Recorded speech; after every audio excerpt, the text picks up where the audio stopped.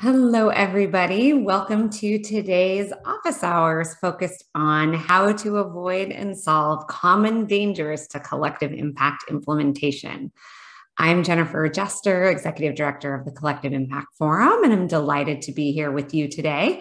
I am also so happy to have my colleague Paul Schmitz with us. And I will do a more formal introduction for Paul in a minute, but Paul, thank you so much for joining. Today's session will start with just a few overview notes before we dive into mostly spending our time doing Q&A from you all. And before we do that, we'll start with a land acknowledgement, and I encourage you to do one in the chat for yourselves as well. So we would like to acknowledge that this session is presented and recorded on the traditional land of the Ojibwe, Potawatomi, Mnemone, Ohlone, Coast Salish, Muckleshoot, Stillaquamish, Suquamish, and the Duwamish people, past and present. We honor with gratitude the land itself and the people of these tribes.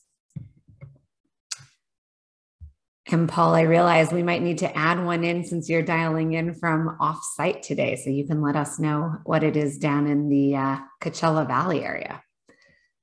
I'm also going to encourage folks, if you don't know the lands you're joining from today, you can learn about those using the website here, native-land.ca, or a really handy text service by code for Anchorage. The number is on the screen here. For many of you who've joined us before, I suspect you have this information at your fingertips. We also want to encourage folks to go beyond the land acknowledgement. At the bottom of this page is a really helpful resource from the Native Governance Center, Beyond Land Acknowledgement, a guide and an explainer video.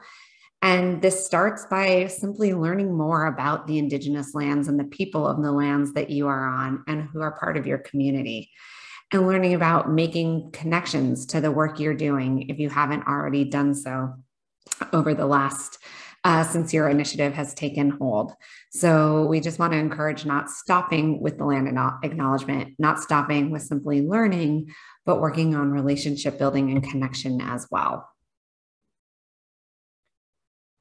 So as we mentioned, today's session is really about questions, Q&A, chatting with you all, virtually chatting. We are in Zoom webinar, and so to share your questions, please use the Q&A box, which is actually different from the chat box. You are welcome to use the chat box to chat with other folks who are in the conversation, to share resources, to add your own experiences and perspectives on the questions that your colleagues will be posting. But for questions that you'd like Paul to field, please use that Q&A box. That will help us find them amongst a hopefully very lively chat. We are recording today's session, and we will share a recording of it after the fact, so you can share it with others if you're interested. And because we're really focused on Q&A today, there's no formal presentation, so no slides after these orientation slides. So with that, I'm going to stop my screen share, and bear with me one second. All right. So Paul, hello, welcome.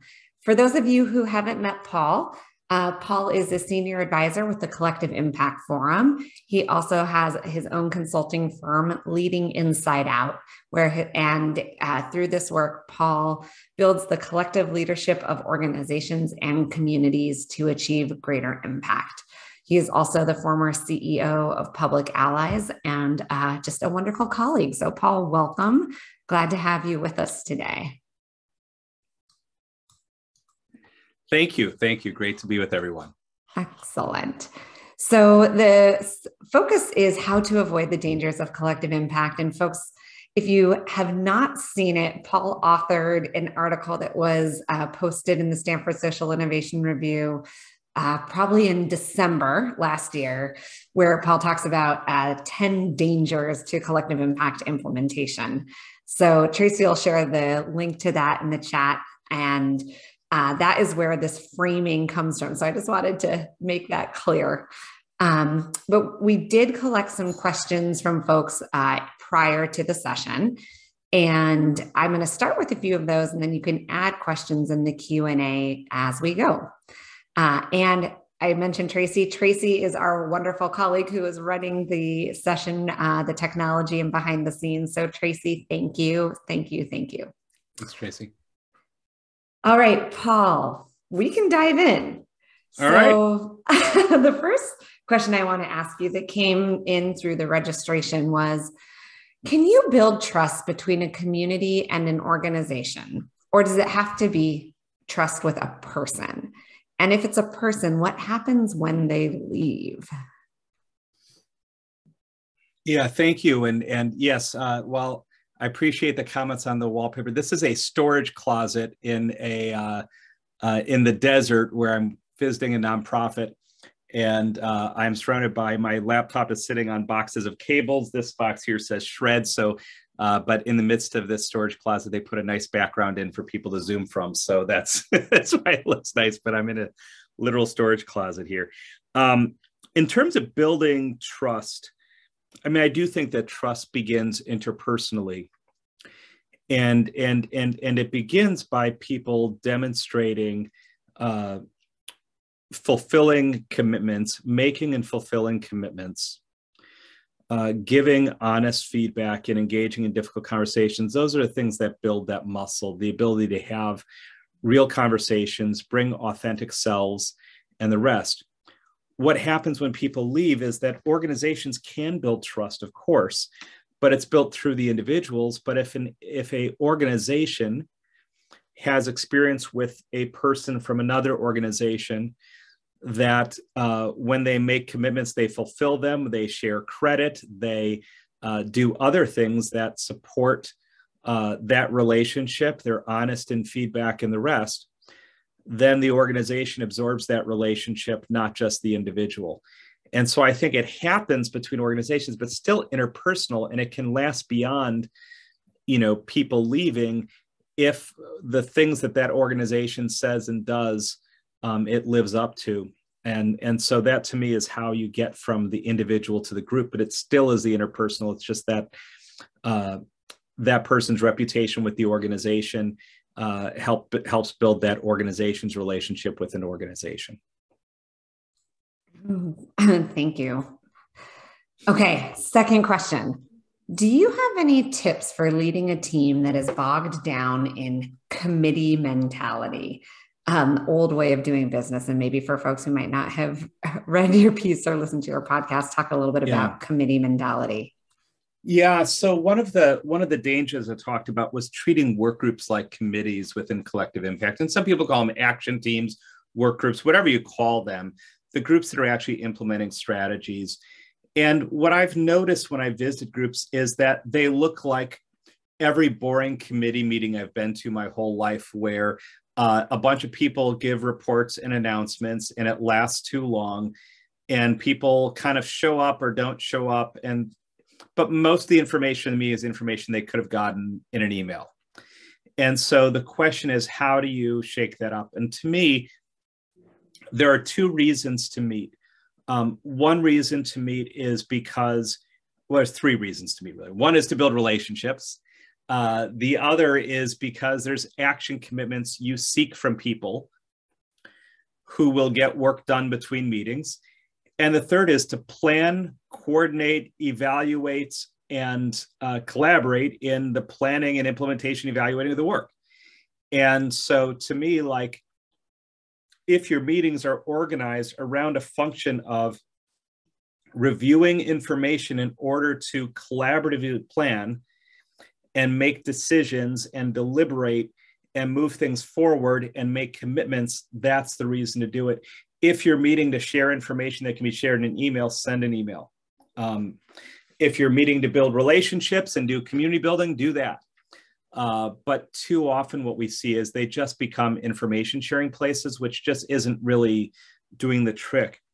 What I would add to that, when you're stuck in that mentality, is, how do you design your meetings around that interaction? And at the Collective Impact Forum, there's a resource, there's a blog and other resources around making meetings work that I know Tracy will probably drop in a second. But, one of the big lessons of working with efforts is, making sure meetings involve some type of check-in to like humanize people, having specific work you're going to do, and breaking people up into small groups. Do not meet around those long tables. They kill introverts. They help people with more power. They design the space for those of us meeting in person not to be one that's collaborative and inclusive. And if using Zoom, break out, move people into conversations, give them specific tasks, and have them come back. But really, it's about building a space, a meeting style, and a culture that supports that active work, so that people know that when they come to meetings, they're doing work that will influence their jobs back at their organization. And if I know that that's going to happen at the meeting, I don't want to miss that meeting. If I think I'm just going to get information on what other people are doing and announcements, I can come or not come. It's not going to change my deal. But if I know that the work done at that meeting changes what I'm going to do for the next month at my job, I'll be at that meeting. That's great. Super practical. And the links that folks are sharing and that you mentioned, Paul, also have a lot of really kind of practical guidance and advice. I'm going to do a few more that we got, questions we got in people's registration forms. I also forgot to mention at the top, we have the upvoting feature turned on for Q&A. So if you are listening and you want to see questions that your colleagues are asking, you can also open up the Q&A and you can upvote ones that look helpful to you to hear answers to. So feel free to do that while we work our way through a couple other questions previously submitted. So Paul, how might we balance between the time needed to state sort of basic principles and a shared purpose and the time needed to implement?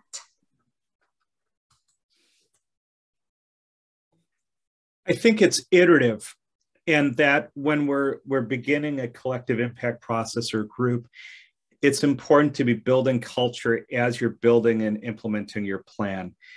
And so on one side, there's the creating principles or ground rules or core values or what have you, which can be activities you're doing in your early meetings while you're also doing the activities around planning your implementation and moving that forward. But again, the ways you design the meetings to plan your implementation and coordinate your implementation also set that culture and that way of being together. That, again, responding to the earlier question about how to make it more of a working meeting versus a committee meeting. And so I think that to me, it's a principle of like, spend time up front building those agreements, but don't make that the entire meeting. And keep focused that you're building these agreements in order to achieve your ultimate goal that you're pursuing, and that it's in service of that. And then make sure that you're, again, recognizing as you're building your planning, your strategy or your work plans or whatever, that you're doing it in ways that are collaborative, that are inclusive, that are building the culture you want to see. And that way, the principles and the implementation get kind of connected together. Great. Okay, we're going to go two more and then turn to the Q&A box. What are effective ways to create the conditions for those with relevant lived experience to participate in an existing collaborative? So I guess the assumption would be it didn't start with very much participation of folks with lived experience, but folks recognize that needs to change. So one is orientation. I mean, that's first and foremost. And it's two ways.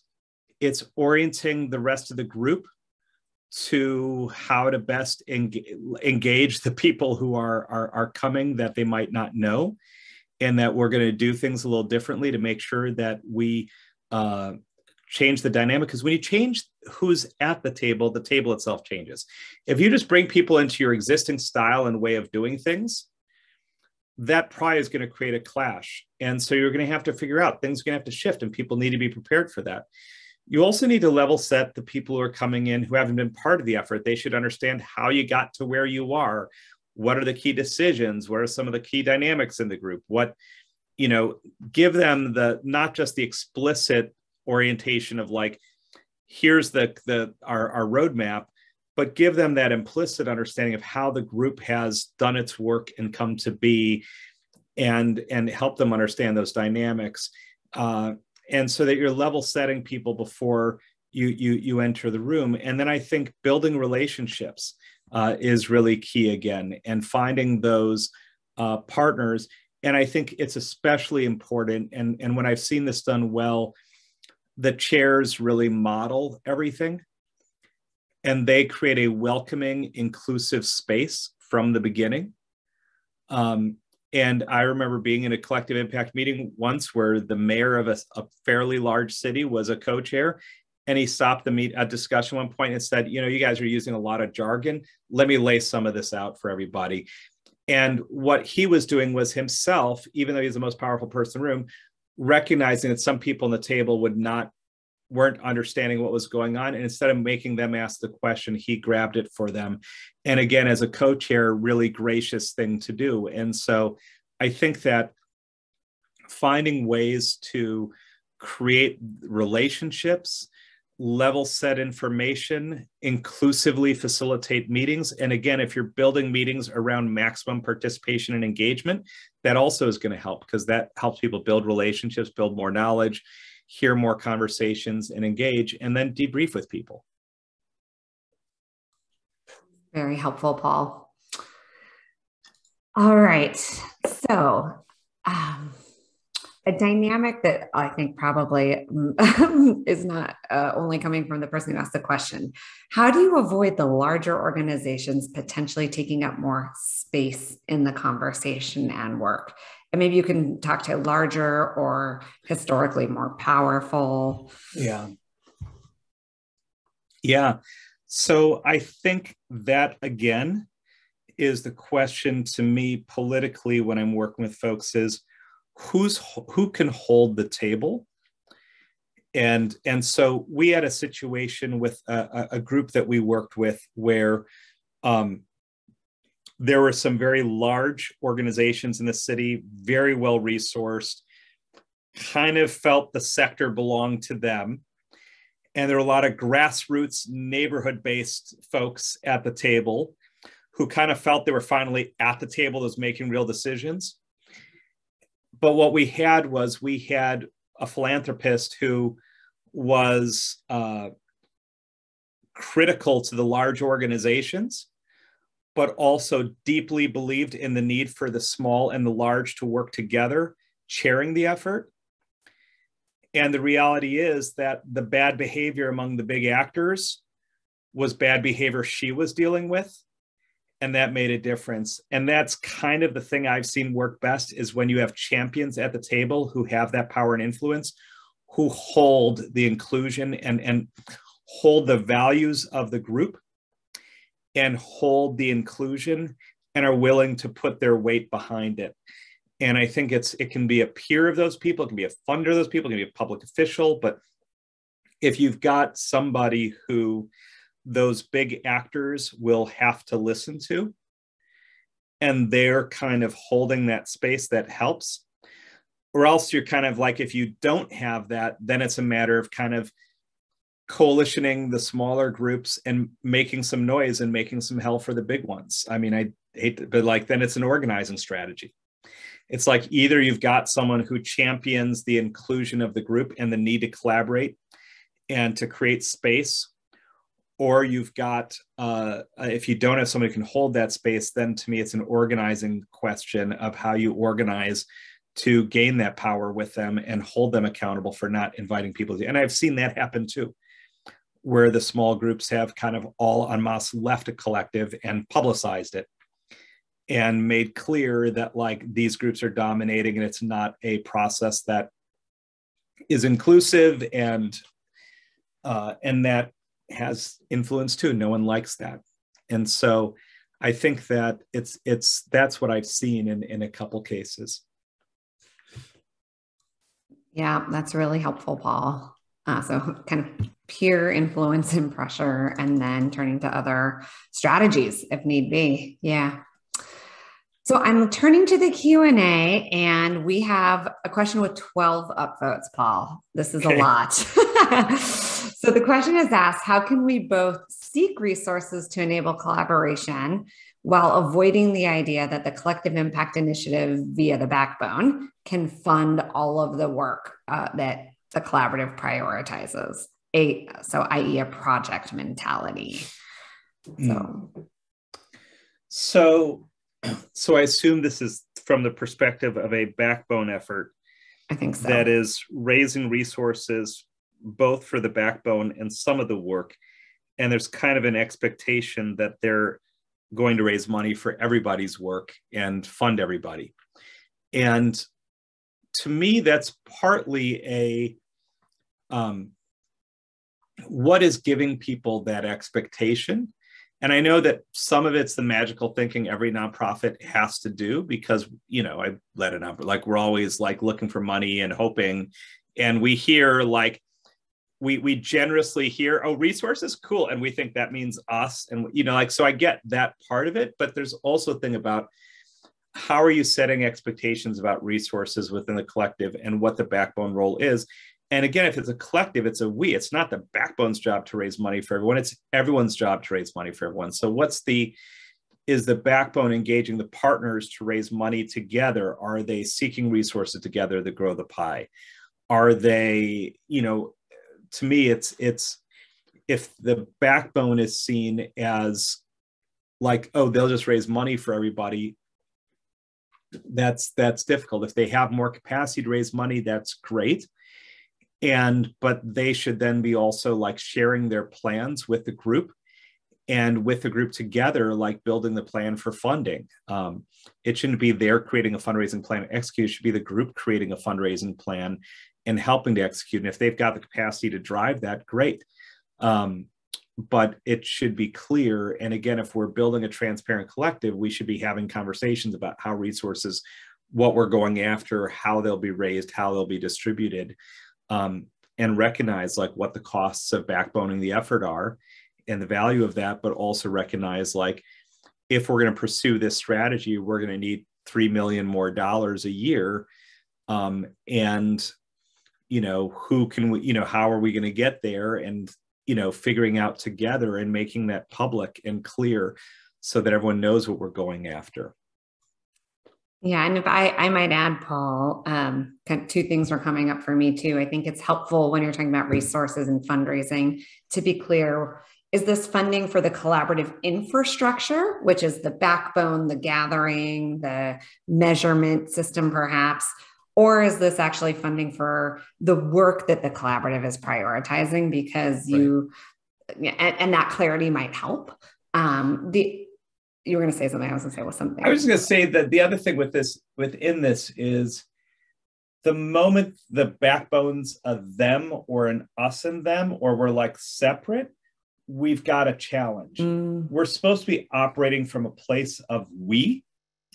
And the notion, if the backbone becomes this other, then we've got a bigger challenge in our collective that, and again, the backbone should be working with the steering committee and the group to determine what are the resources needed to implement the strategy we've all agreed on, and then working together to raise the money to do that, and then help get money to the people who are doing those things, whether they've already been doing those things or they're going to start doing those things. But basically to say if we're going to do X work, we're going to need this amount of money. And so we're going to help try and generate that. But it's the we that needs to be at the center of that. And if it's seen as the backbone's competing with groups, the we's lost. That's a great point. The other thing I was thinking about is I think sometimes with collective impact, we get caught up in doing new things that need new funding. And of course, those opportunities will emerge. But I think a lot of the change also can happen from groups using existing resources in new and different and better coordinated ways. And so sometimes I think we get caught up in we have to be raising money for all of this new work and overlook really meaningful change that can happen without additional resources. And also get to the point of thinking that we're only going to try and raise money for the new work versus recognizing we also have to support those people who are already doing work in the space that's helping. And again, like thinking with an equity lens, which is central in everything, like how are resources getting to those who haven't played before or are having harder challenge? Like if I'm trying to raise money, if I'm thinking in an inclusive way as a backbone and we've raised money for an initiative, I will probably differentially invest in those who have a harder time getting resources than in those who have an easier time getting resources, right? Because I'm trying to grow the pie, and the place I can grow that pie the most is among those who those resources will help them expand versus those that already have the ability to raise money to expand. Great. But that should be decided together. Yeah. So Paul, along the lines of what we were talking about, sort of the backbone role and seeing the backbone as a we, we have a question here. How do you foster investment to doing the work together? This person said they've fallen into a dynamic where the backbone is carrying much of the work themselves, despite their intentions, despite invitations to coalition members to take on clear and discrete tasks that the group has identified. Some barrier might be folks having limited time, but I think the overarching issue might be that folks have gotten used to the backbone stepping up and doing when no one else steps up. Yeah.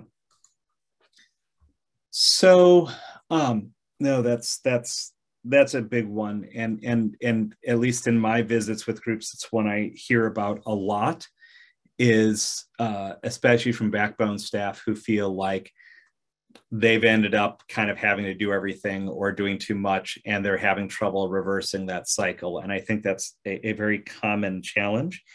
And I think that part of it is kind of resetting around your common agenda.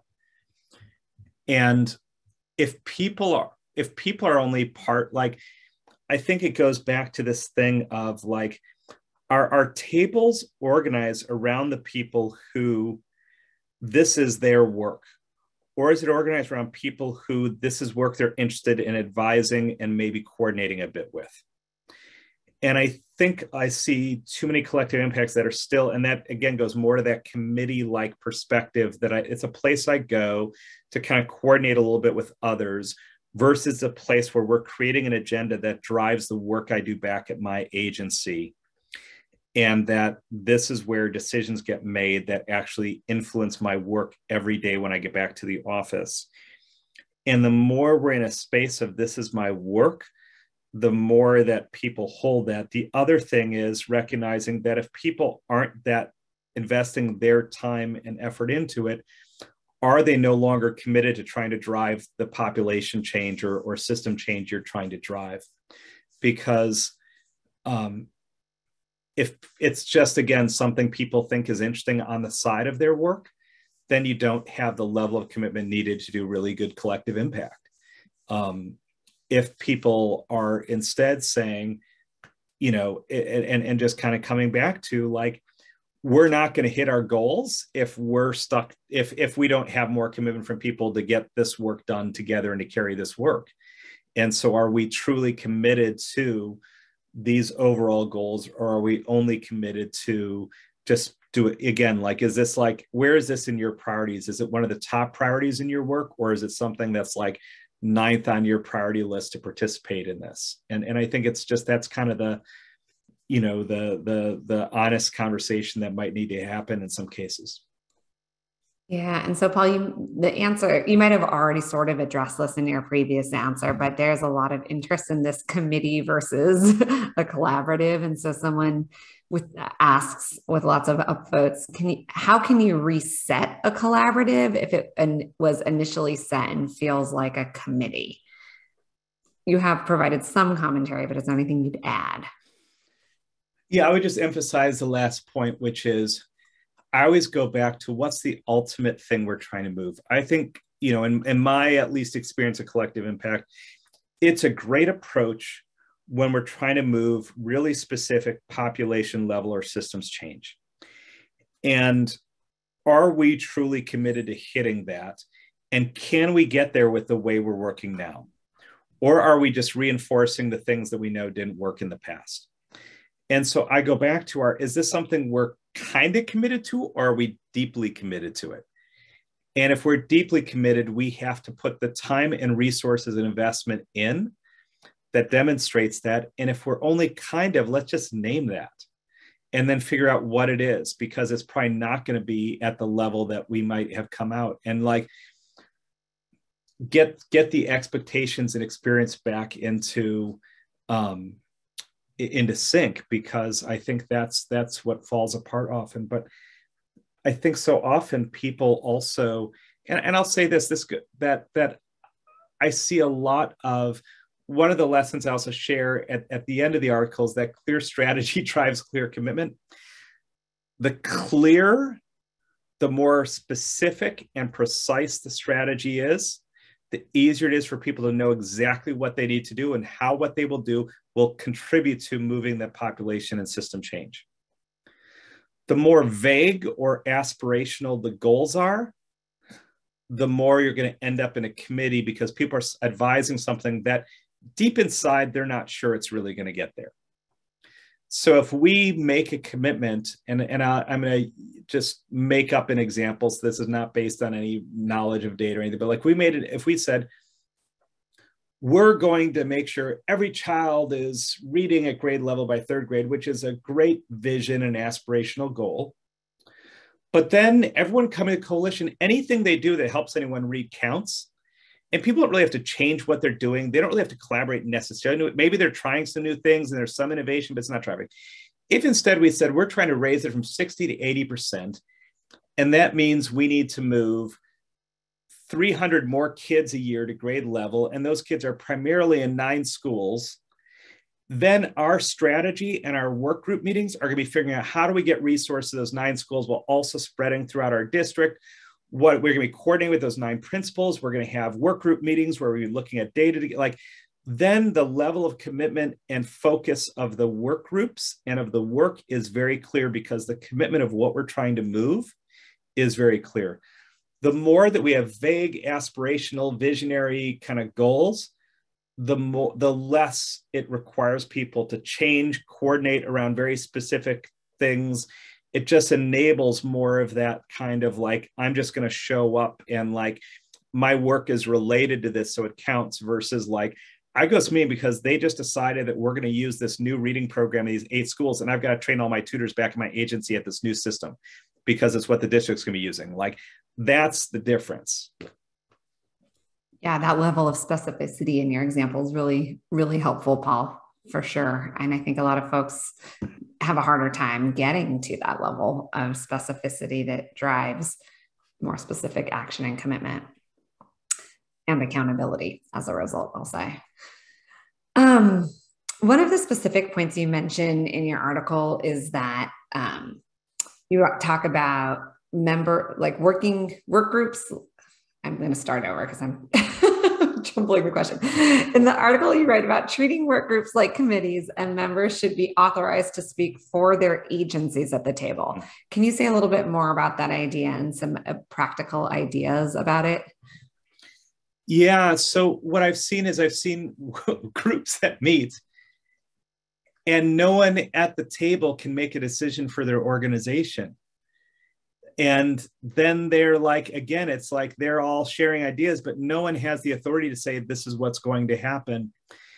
And so what we've encouraged groups to do, and this is specific to those members who represent organizations, is that in the role and responsibility document, which I assume most groups have, some kind of document lays out, like, this is what it means to be on this work group. This is how you join. This is what we're authorized to do as a group within the collective. These are our tasks.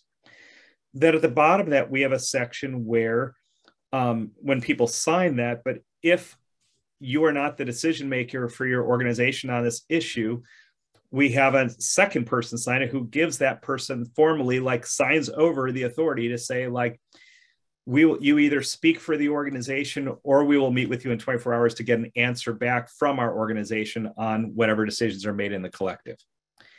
And their supervisor, therefore, if they're not the person with the authority, they're actually documenting that the organization is giving them authority or committing that they'll get back within a certain amount of time with to do that. And then we can be clear when we're making decisions like that, hey, we know a few of you need to get back, so we'll get your word back tomorrow, and then we'll be able to go forward.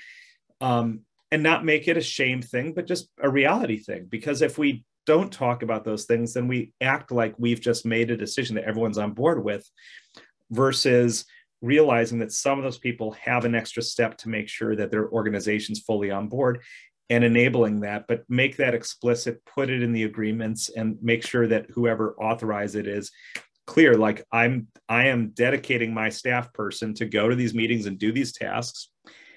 They will speak for the organization, except for on certain instances, which I've reviewed with them. And on those, I will promise to meet with them within 24 hours of the meeting and get back at any time. And that way you make it explicit. So kind of related, Paul, someone asked that we have some partner orgs who are clearly invested from leadership on down, and others where there are champions maybe at the program staff or manager level, but it's less clear if the organization as an entity is really behind the work. Do you have advice for navigating? Do you see folks kind of working both those levels in parallel simultaneously? What do you think? So the question is, are those without authority able to get authority? And or if not, are they there because they're interested in the issue and want to find ways to coordinate and maybe push their agency or contribute just intellectually or otherwise, but just recognizing that that's their limitation and being clear about it again? I just think making all these things explicit is really important, and not pretending that we're all speaking from the same place. And so someone's not officially representing their agency and they're just representing themselves, to just name that. And to say, you know, I'm Tammy from the Boys and Girls Club. I don't have a, you know, I'm here as a partner, you know, but not able to make decisions. And then, you know, deal with it within that context, but not require, not necessarily kick somebody out because they're interested and want to help, but, you know, recognize that they don't have the authority to speak for their organization, but maybe can influence their organization. And that's why, again, I would want, if the person's a contributor to the group and helpful, great. It just be explicit about who has authority and who doesn't, and try to get as much authority in the room behind the organizations that are there, so that, you know, the group actually has the ability to implement what it talks about.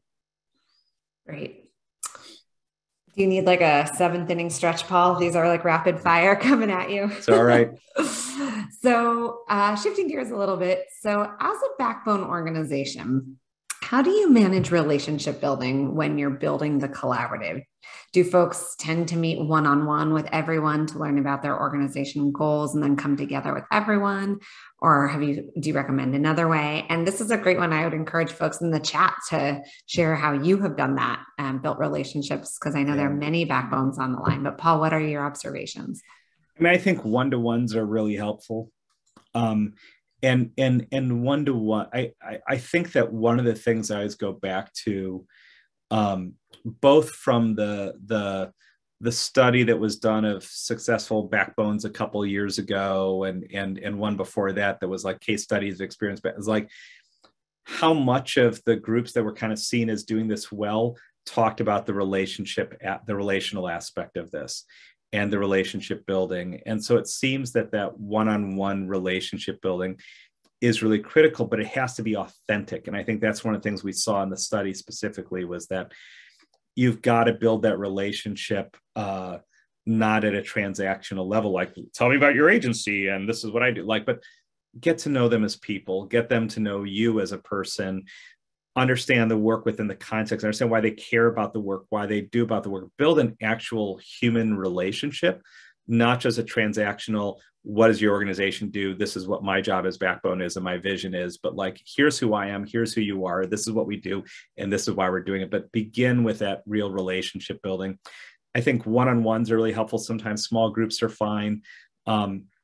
If you can't meet one-on-one with everybody, the most important thing, again, going back to an earlier thing, is make sure that the small grassroots leaders, that you're meeting as many of them as the big ones, that you're not showing favoritism in who gets the one-on-ones. I've seen people who like did one-on-ones with like funders and big orgs and like have never done one-on-ones with the grassroots leaders. Bad.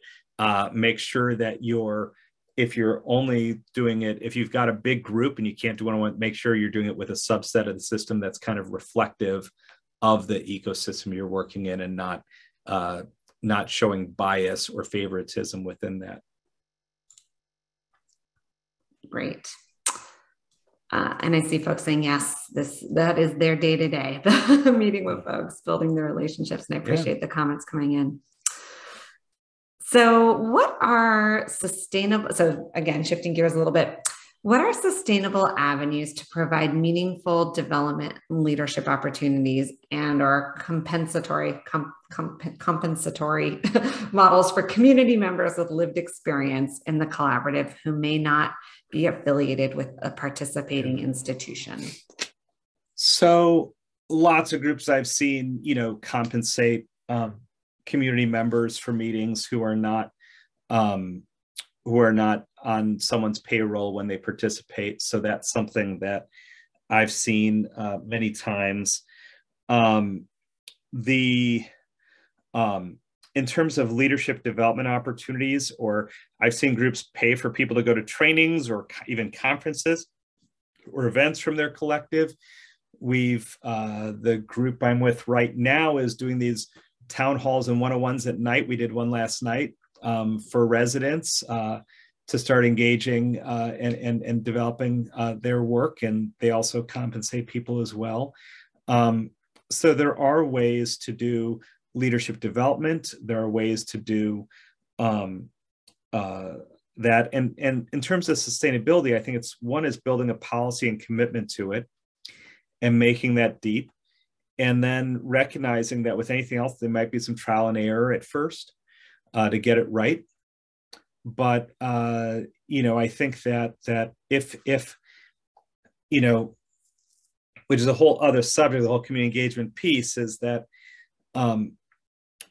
the thing that always should begin it is, why are we doing community engagement? Are we doing it because it's like, I read an article saying we should do it, or am I doing it because I honestly don't believe we can achieve our results if we don't have those voices, perspectives, and engagement in our work? Are we doing it because we just want their advice, or are we doing it because we know we can't reach all the mothers we need to reach in these zip codes if we don't have families, friends, neighbors, and others involved? Am I doing it because if we're going to expand early childhood literacy, it's not going to happen through programs, and the people's resistance to it's only going to be broken by the people they know and the relationships they have, and we need to build those relationships and build, a coalition of residents who do this work and share this work. If we see that community engagement is central to achieving our outcomes, then we treat it as absolutely important and critical, and we know those voices have to be at our table for us to succeed. If we treat it as something nice to do versus necessary, then it ends up being a little bit more like something that's nice to do. And we become patronizing, and I've just seen so many bad practices of this. But it really, you have to fundamentally start with the conviction that we need people in order to do this. And if you don't have your why right, then your implementation is going to get lost in trying to be a do-gooder versus having the conviction that this is essential. We can't get to our goals without it. Yes. The community engagement toolkit that Paul has created lives on the Collective Impact Forum website as a great resource for starting there and then moving into implementation. Yeah. So, Paul, an interesting question, and a couple of folks seem to be sharing this experience. In a community, this person asked, there's a perception that the collaborative work moves really slowly. Mm-hmm. And as a result, people form new nonprofits that end up being similar to the goals of the collaborative, but mm-hmm. then stop participating in the collaborative and just go do work on their own, instead of investing in we would hope would be the larger, longer term, more sustainable work the collaborative's taking on. Do you have any thoughts, reflections, observations? Yeah, I mean, I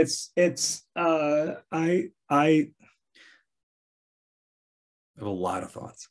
I mean, a lot of questions, really. I think that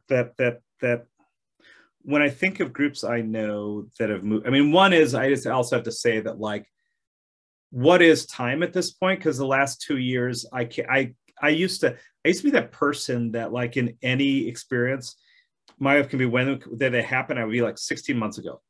That was, June of this year. Like, I was, now I have no conception of time. I think like something was last week that's 2 years ago, like COVID brain with our quarantining and everything else. And, just my conception of time is lost.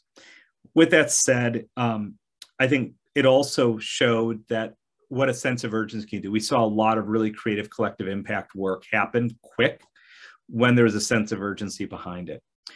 And I think that challenge is I see groups get bogged down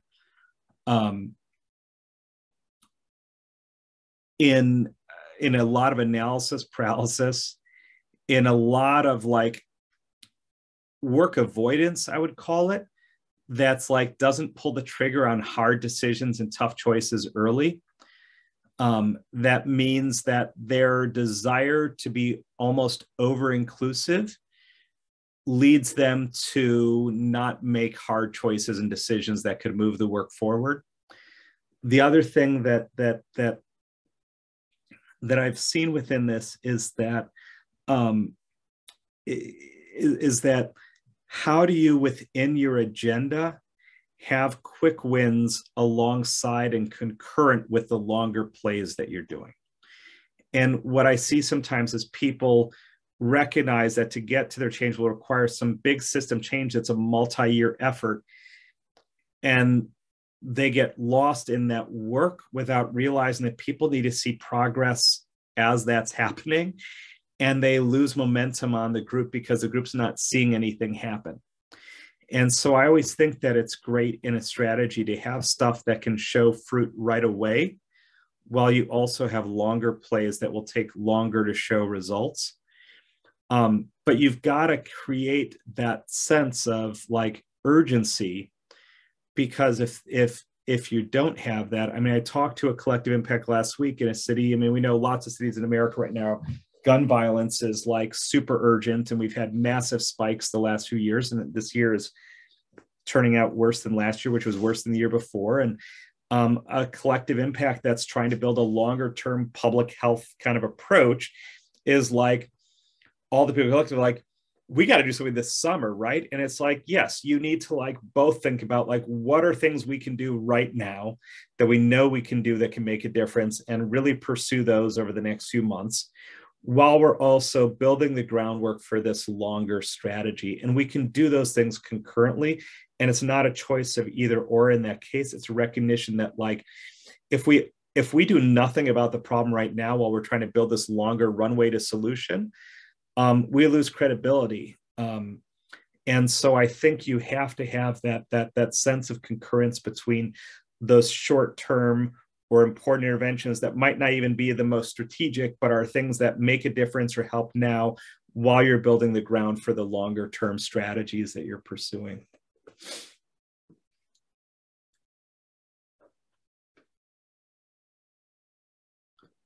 You're muted, Jennifer. Thank you. I'm scanning, and we have so many good questions. Okay. So someone asked, as an independent evaluator, I'm interested in how organizations proactively demonstrate the sustaining value of being part of a collective to avoid loss of support within individual organizations if key players think it will be better to leave the umbrella. So can you ask that again? It's a longer one. Yes. Okay. So how I'm interested in how organizations proactively demonstrate the value of being part of the collective over time to avoid the loss of support within of people who think it would be better to leave. Like, how do you keep folks at the table for the long term, maybe? And how do you demonstrate the value?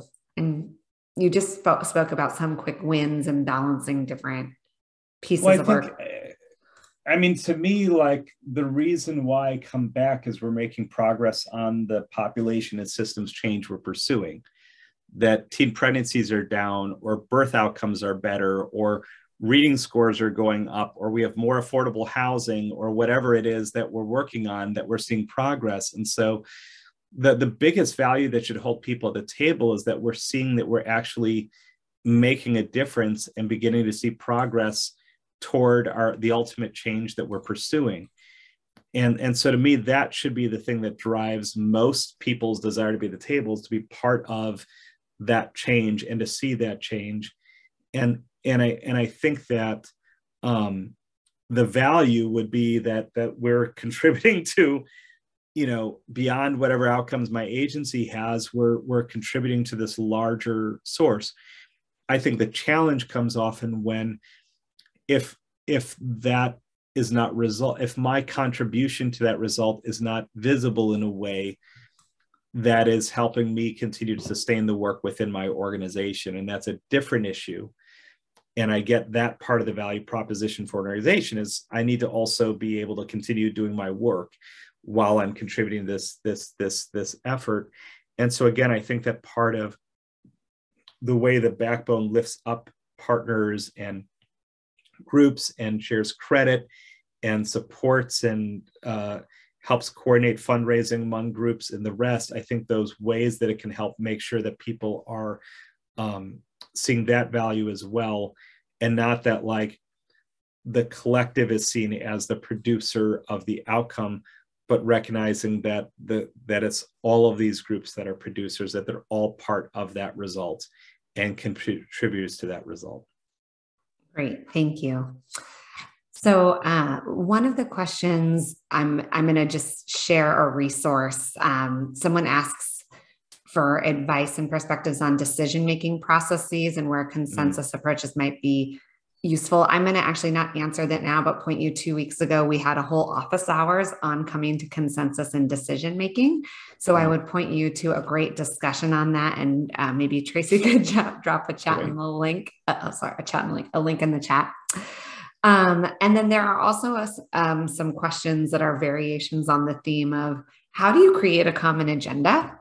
How do you get groups to identify on those very clear goals and strategies, like you mentioned in your example, Paul, of narrowing down to 300 kids in 9 schools.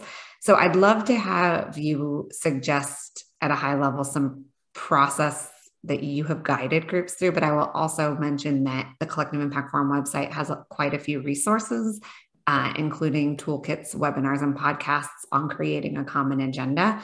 But since you gave such a great example, I want to give you a chance to share your approach, Paul. Yeah, I mean, what if I'm working with a group, we use an adapted version of results-based accountability but is effectively, we would always start with data walks with data about the issue, the community, et cetera. Putting them on a Jamboard if we're on Zoom, putting them up in a room if we're together, having people in small groups walk, give them questions to figure out what do they see that surprises them, that they see as urgent, they see as hopeful, et cetera. Give them questions, they answer together, then they get into tables with others. And from that, we start pulling out priorities from the group through the words, making sure in the case of the client I'm visiting right now, we did 14 neighborhood-based data walks before we did the ones with the professionals.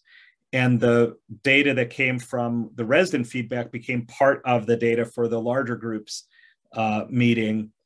And so again, doing data walks does not have to be a PhD experience. It should be something that anyone, any educational level, it'll make sense to and can make sense of it together. And ideally, you're putting diverse groups of people together to process it together. From that, really getting clear about what are the needles we're trying to move, understanding what are the factors that currently support or impede that result that we're trying to achieve, having a clear sense of indicator in the population affected by that, And then building really clear strategies. And for every strategy, knowing how much of the strategy do we need? Do we need 500 of that? Do we need 5,000? Do we need 12,000 people touched by that? Do we need 30 people touched by that? Where are they? Who are they? Knowing how we will know that that strategy is making progress, and how do we know it's contributing in some way to our ultimate goal?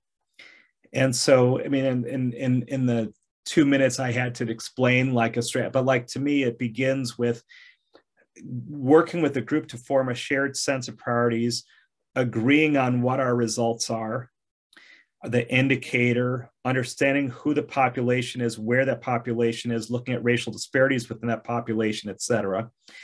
And then building a real data-informed strategy that's, again, as specific as possible to what would it take to move that. What I often see the biggest gap is someone will say, we're trying to improve birth outcomes by 20, and that means, you know, we need to influence 300 live births a year to better outcomes in the city, in these zip codes where there's 1,500 live births a year. And then they say, we'll do a mentoring program for 10 women. Like, no, like, what would it really take to move at that scale? What are the strategies, and what are the mix of strategies? What does data tell us? What are we hearing from community? Are we testing those ideas out? Are we building then what's the right work, and then getting the right people? And that goes to another point I make in the article, which is I also see collective impacts build their strategies based on who's at the table, instead of build a strategy to move that issue and then get the right people around the table to move those strategies. And too often we end up trying to just aggregate what everyone wants to hold on to, instead of figure out what's the right work, and then who are the right people to bring in to do that work. And that often brings us to different partners than the people who created the common agenda. But seeing as I had 3 minutes to do all that, that's the best I can do in 3 minutes on like a strategy process that gets it. That was phenomenal. And that kind of clarity. That was phenomenal, Paul. Well done. And well done for the last 58 minutes. Thank you. I just want to also connect to a question someone asked around how you go from common agenda into the mutually reinforcing activities. And that's exactly what Paul was just talking about, how you go from Paul, you use the term results, the goals, the results you're trying to move, to actual implementation. That is the work, right? And one thing and every one or more each work group should be organized around, this is a strategy. Who are the people who are going to coordinate the do the implementation of that strategy? And that's who you're putting around that table. And one point we talked about in last week's office hours with my colleague Junius Williams was some of that is going to be work that's really focused on systems change, and some of that is going to be work that will be more program delivery and program improvement in its nature, and that it's important to have both of those as part of the work. Yeah. Whew, Paul, thank you so much. I know that was rapid fire. That was really very, very helpful. I will just close. If you want more time with Paul, please come join us at the Collective Impact Action Summit. Paul's going to be doing another coaching hour as part of the summit. And then we have just a really broad set of additional content being offered 2 weeks from now. So hopefully many of you are already planning to join, and we hope to see you there. I also just want to be sure that folks know about the whole list of articles that Paul's piece on 10 dangers was part of. This is housed on the Stanford Social Innovation Review website, so you can find it there under their series. It's called the Collective Impact 10 Years Later series. And then you can also catch much of our content comes out via podcasts. So I want to be sure folks have our podcast on your radar. So with that, Paul, thank you so much. Tracy, thank you also for everything you're doing and all the links you're sharing. And I wish everyone a wonderful rest of your day.